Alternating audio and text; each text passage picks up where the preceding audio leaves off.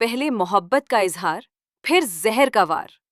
जावियार और सोहा की खुशियों पर किरण ने ऐसा हमला किया है जिसने पूरी कहानी का रुख बदल दिया है। जावियार जब सोहा को एक खूबसूरत रेस्टोरेंट में लेकर जाता है, तो वो पहली बार अपने दिल की बातें उसके सामने रखता है। दोनों के बीच माहौल बेहद खास होता है। लेकिन तभी अचानक किरण वहां पहुंच जाती है। उसे देखते ही सोहा भड़क उठती है और कहती है कि वो जानबूझकर उनका पीछा कर रही है। किरण बड़ी सफाई से कहती है कि वो तो बस अपनी दोस्तों के साथ आई है और अगर उसकी मौजूदगी उन्हें पसंद नहीं तो वो चली जाएगी। लेकिन जावियार बात संभालने की कोशिश करता है और कहता है कि सोहा बस मजाक कर रही थी। यही बात सोहा को बुरी लग जाती है और वो गुस्से में वहां से निकलकर अपनी माँ जकिया के घर पहुंच जाती है। जावियार तुरंत उसके पीछे जाता है और उसे मनाकर वापस घर ले आता है।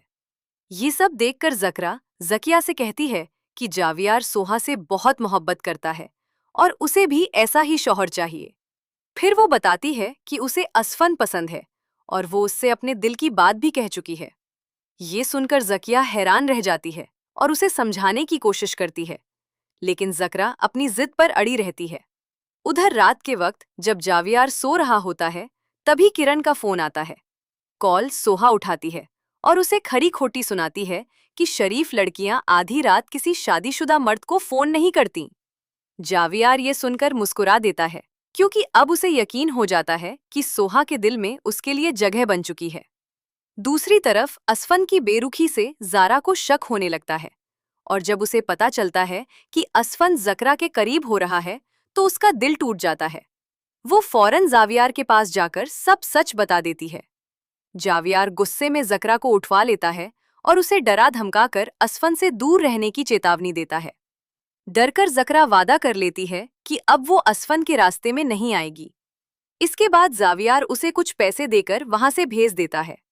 इधर सोहा सोचती है कि अब उसे अपने दिल की बात जावियार से कह देनी चाहिए, क्योंकि अगर उसने देर की तो शायद किरण उनके बीच आ जाएगी।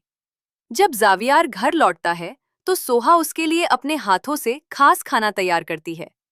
ये देखकर जावियार बेहद खुश हो जाता है।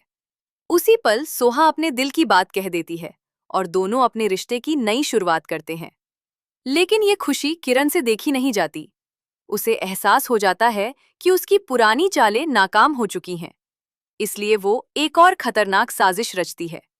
जावियार को जब किरण की हरकतों का पता चलता है, तो वो असफन के पास जाकर साफ कहता है कि अपनी बहन को समझा लो, वरना नतीजा बहुत बुरा होगा। ये बात किरण की इज्जत पर चोट बन जाती है और वो बदले की आग में जलने लगती है। अगले ही दिन जब सोहा जावियार के लिए खाना बना रही होती है, किरण चुपके से घर में दाखिल होकर खाने में जहर मिला देती है। जैसे ही जावियार खाना खाता है, उसकी हालत बिगड़ जाती है।